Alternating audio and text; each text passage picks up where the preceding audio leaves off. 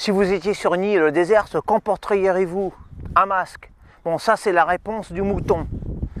Non, pas celui-là, je parle du mouton bipède.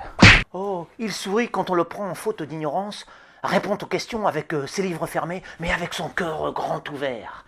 Ne sait pas écrire sur le papier, mais sait lire dans les yeux. Bon alors ça, ce sont les énormes niaiseries que les naïfs disent sur lui, sous prétexte que c'est le dernier de l'école, rien qu'un cancre, ne songeant qu'à semer le désordre et à corrompre les bons élèves.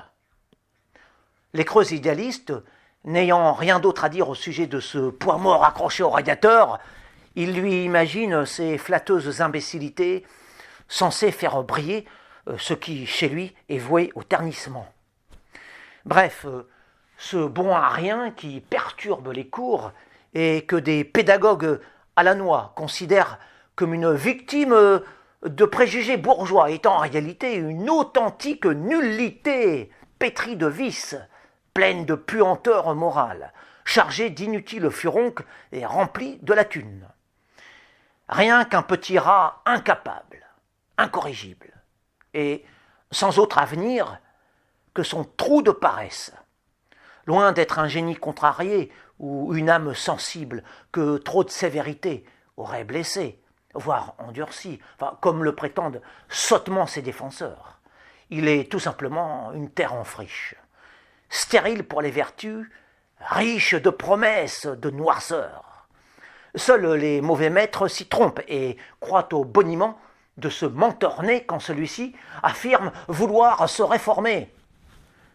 Les précepteurs avisés, eux, savent que seule la badine est apte à faire courber l'échine à ce récalcitrant au devoir, au courage, à la droiture.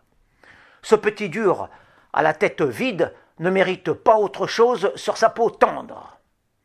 Or les coups de baguette, point de salut, pour cet enfant, valant moins qu'un âne.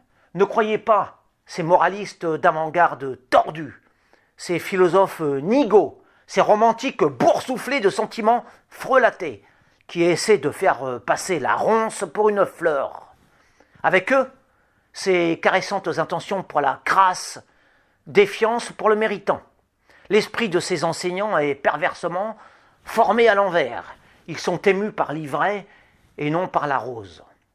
Cela offusquera certainement tous ces pédants éducateurs soucieux de lustrer les plus sombres causes au nom de leur humanisme inversé. Mais, et c'est d'une parfaite justice, Dieu merci, le monde appartiendra toujours au premier de la classe.